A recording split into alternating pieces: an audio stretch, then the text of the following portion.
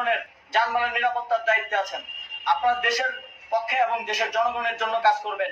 কোনো খুনি সরকারের জন্য, কোনো খুনি রাজনৈতিক দলের জন্য কাজ করবেন না, এটি এদেশের জনগণ আপনাদের থেকে প্রত্যাশা করে।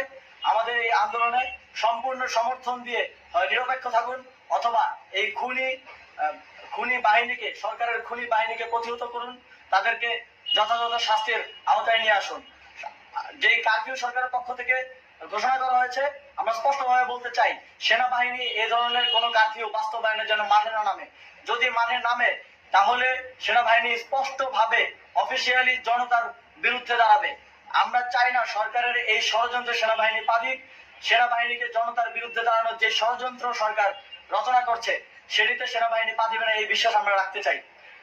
আওয়ামী লীগ আজ সারা দেশে তাদের খুনি বাহিনীকে নামিয়ে দিয়েও ছাত্র জনতার প্রতিরোধের মুখে টিকতে পারেনি।